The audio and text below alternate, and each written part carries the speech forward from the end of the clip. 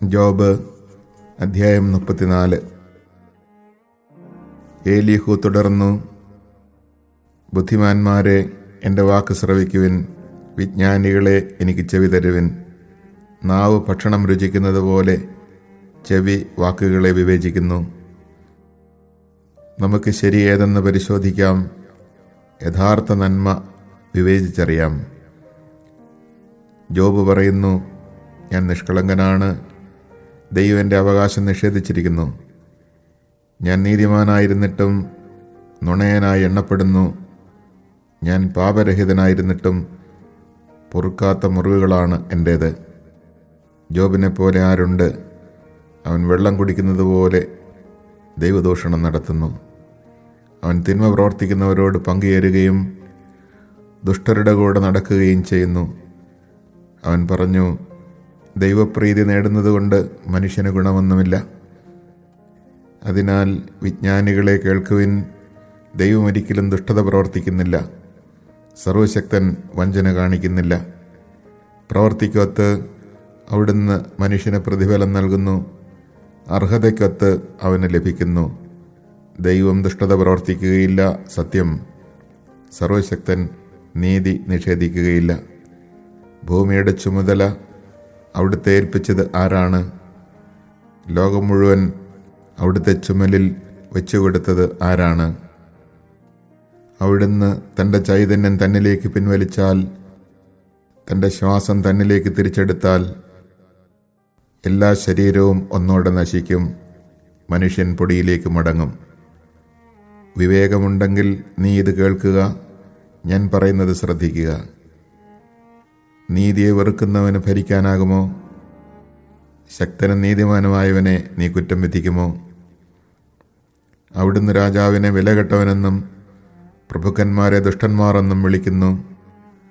അവിടുന്ന് രാജാക്കന്മാരോട് പക്ഷപാതം കാണിക്കുന്നില്ല. ധനവാന്മാരെ ദരിദ്രന്മാരെക്കാൾ പരിഗണിക്കുന്നുമില്ല. അവരെല്ലാവരും അവിടുത്തെ സൃഷ്ടികളല്ലേ. ഒരു നിമിഷം കൊണ്ട് അവർ മരിക്കുന്നു. പാതിരാത്രിയിൽ അവർ ഒറ്റ നടുക്കത്തിൽ ഇല്ലാതാകുന്നു. ആരും കൈയനക്കാതെ തന്നെ ശക്തന്മാർ നീങ്ങിപ്പോകുന്നു. എന്തെന്നാൽ അവിടുത്തെ കണ്ണുകൾ മനുഷ്യൻ്റെ വഴികളിൽ പതിയുന്നു. അവൻ ഓരോ അടി വയ്ക്കുന്നതും അവിടുന്ന് കാണുന്നു. തിന്മ പ്രവർത്തിക്കുന്നവർക്ക് മറഞ്ഞിരിക്കാൻ നിഴലോ അന്ധകാരമോ ഉണ്ടാവില്ല. ദൈവസന്നിധിയിൽ ന്യായവിധിക്ക് പോകാൻ ആർക്കും അവിടുന്ന് സമയം നിശ്ചയിച്ചിട്ടില്ല. അവിടുന്ന് ശക്തന്മാരെ വിചാരണ കൂടാതെ തകർത്ത് കളയുന്നു. മറ്റുള്ളവരെ തലസ്ഥാനത്ത് പ്രതിഷ്ഠിക്കുന്നു. അവരുടെ പ്രവൃത്തികൾ അറിയുന്ന അവിടുന്ന് രാത്രിയിൽ അവരെ തകിടം മറിക്കുകയും അവർ നശിപ്പിക്കപ്പെടുകയും ചെയ്യുന്നു. അവരുടെ ദുഷ്ടത നിമിത്തം മനുഷ്യരുടെ മുമ്പാകെ അവരെ അവിടുന്ന് ശിക്ഷിക്കുന്നു. അവിടുത്തെ അനുഗമിക്കുന്നതിൽ നിന്ന് അവർ വ്യതിചലിച്ചു. അവിടുത്തെ മാർഗങ്ങളെ അവർ അവഗണിച്ചു. ദരിദ്രരുടെ നിലവിളി അവിടുത്തെ സന്നിധിയിലെത്തുന്നതിന് അവർ ഇടയാക്കി. പീഡിതരുടെ കരച്ചിൽ അവിടുന്ന് ശ്രവിക്കുകയും ചെയ്തു. ദുഷ്ടൻ ഭരിക്കുകയും ജനങ്ങളെ കണിയിൽപ്പെടുത്തുകയും ചെയ്യുന്നത് തടയാതെ അവിടുന്ന് നിശബ്ദനായിരുന്നാൽ ആർക്ക് അവിടുത്തെ കുറ്റം വിധിക്കാൻ കഴിയും? അവിടുന്ന് മുഖം മറച്ചാൽ ജനതയ്ക്കോ വ്യക്തിക്കോ അവിടുത്തെ കാണാൻ കഴിയുമോ? ഞാൻ ശിക്ഷ അനുഭവിച്ചു, ഇനി ഞാൻ കുറ്റം ചെയ്യുകയില്ല. എനിക്ക് അജ്ഞാതമായ തെറ്റുണ്ടെങ്കിൽ കാണിച്ചു തരണമേ. ഞാൻ അനീതി പ്രവർത്തിച്ചിട്ടുണ്ടെങ്കിൽ ഇനി അത് ആവർത്തിക്കുകയില്ല എന്നാരെങ്കിലും ദൈവത്തോട് പറഞ്ഞിട്ടുണ്ടോ? നീ തിരസ്കരിക്കുന്നത് കൊണ്ട് അവിടുന്ന് നിന്റെ ഇഷ്ടമനുസരിച്ച് ശിക്ഷ നൽകണമോ? നീയാണ്, ഞാനല്ല തീരുമാനിക്കേണ്ടത്. അതിനാൽ നിനക്കറിയാവുന്നത് പ്രസ്താവിച്ചുകൊള്ളുക. എൻ്റെ വാക്ക് കേൾക്കുന്ന വിവേകികളും വിജ്ഞാനികളും പറയും, ജോബ് അറിവില്ലാതെ സംസാരിക്കുന്നു. കാര്യമറിയാതെയാണ് അവൻ പറയുന്നത്. ദുഷ്ടനെപ്പോലെ മറുപടി പറയുന്നത് കൊണ്ട് ജോബിനെ അവസാനം വരെ പരീക്ഷിച്ചിരുന്നെങ്കിൽ. അവൻ പാപം ചെയ്തു, ഇപ്പോൾ ധിക്കാരവും കാണിക്കുന്നു.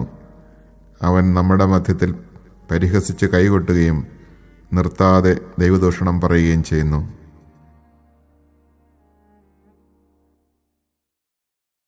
Chapter 34. Then Elihu continued and said, Hear, O wise men, my discourse, and you that have knowledge, hear me. For the ear tests words as the taste does food. Let us discern for ourselves what is right. Let us learn between us what is good.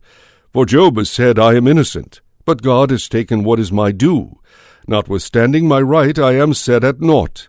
In my wound the arrow rankles, sinless though I am. What man is like Job? He drinks in blasphemies like water, keeps company with evildoers, and goes along with wicked men, when he says, It profits a man not that he is pleasing to God. Therefore, men of understanding, hearken to me. Far be it from God to do wickedness, far from the Almighty to do wrong. Rather, he requites men for their conduct, and brings home to a man his way of life. Surely God cannot act wickedly, the Almighty cannot violate justice. Who gave him government over the earth? Or who else set all the land in its place? If he were to take back his spirit to himself, withdraw to himself his breath, all flesh would perish together, and man would return to the dust. Now do you, O Job, hear this. Hearken to the words I speak. Can an enemy of justice indeed be in control? Or will you condemn the supreme just one, who says to a king, You are worthless, and to nobles, You are wicked? Who neither favors the person of princes, nor respects the rich more than the poor? For they are all the work of his hands. In a moment they die, even at midnight. He brings on nobles and takes them away, removing the powerful without lifting a hand. For his eyes are upon the ways of man, and he beholds all his steps. There is no darkness so dense that evildoers can hide in it. Therefore he discerns their works. He turns at night and crushes them. For he forewarns no man of his time to come before God in judgment. Without a trial he breaks the mighty, and sets others in their stead, because they turned away from him and heeded none of his ways, but caused the cries of the poor to reach him, so that he heard the plea of the afflicted. If he remains tranquil, who then can condemn? If he hides his face, who then can behold him? When anyone says to God, I was misguided, I will offend no more. Teach me wherein I have sinned. If I have done wrong, I will do so no more. Would you then say that God must punish, since you reject what he is doing? It is you who must choose, not I. Speak, therefore, what you know. Men of understanding will say to me, Every wise man who hears my views, Job speaks without intelligence, and his words are without sense. Let Job be tried to the limit, since his answers are those of the impious. For he is adding rebellion to his sin by brushing off our arguments and addressing many words to God.